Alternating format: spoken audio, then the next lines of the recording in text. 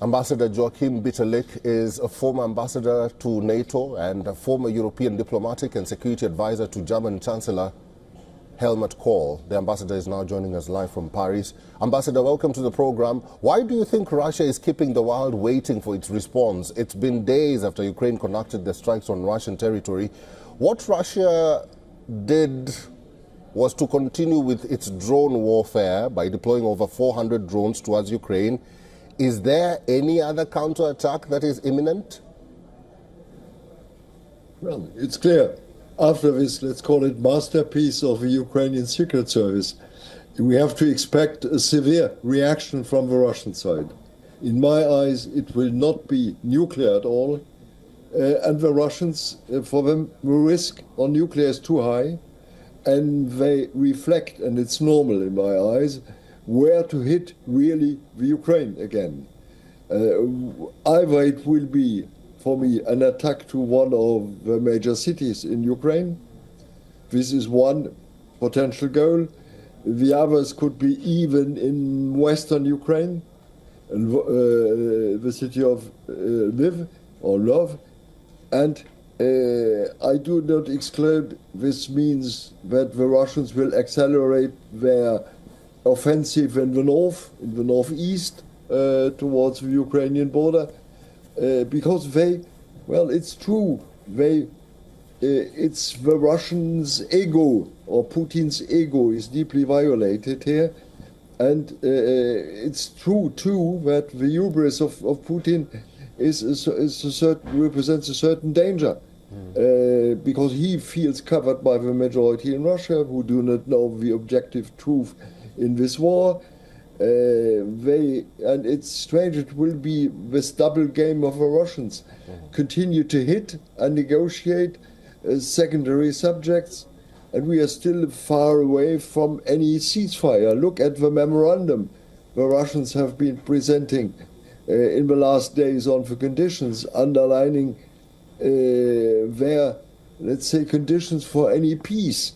And this means, let's call it the capitulation of Ukraine at the end of the day. And the Ukrainians will not follow this path. And therefore we are far away, let's say, from let's say, a ceasefire or from peace in this field.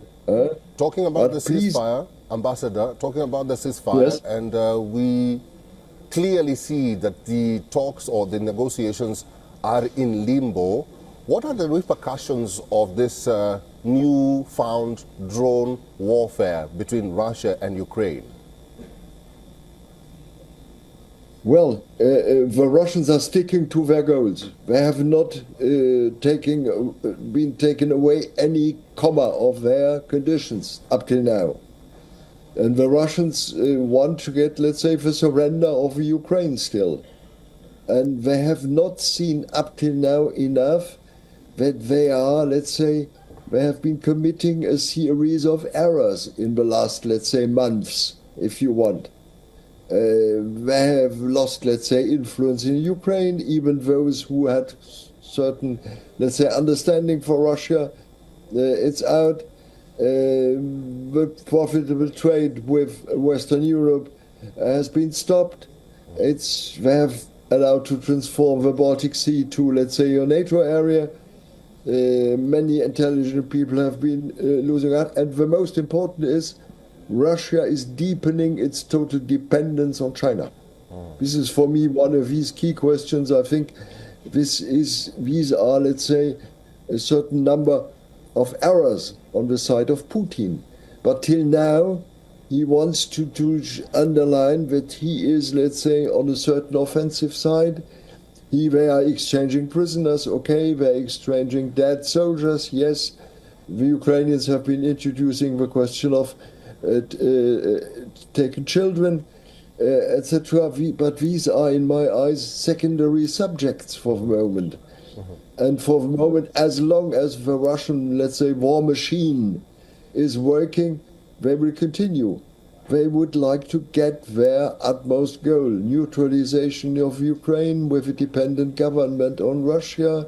And they would like, let's say, to take 20% of a Ukrainian territory forever. Don't forget, this territory they want to get is the former area of the armament industry of the Soviet Union.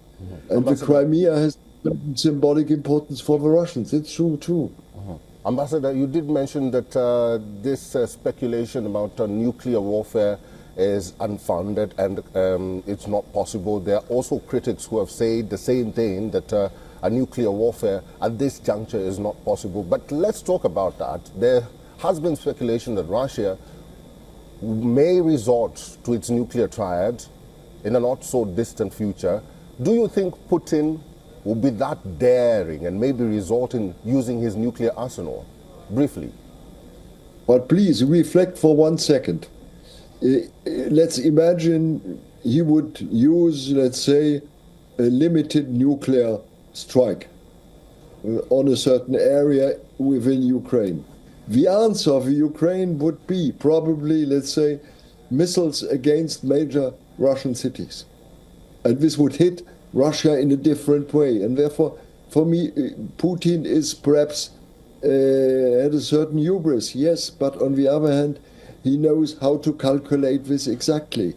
And as long as his nuclear capabilities in Russia and his sovereignty and territorial integrity are not hit or not really damaged, I don't see any nuclear response. All right. Ambassador Bitterlik, we'll have to leave it there. Thank you very much for talking to us today. It's a pleasure as always.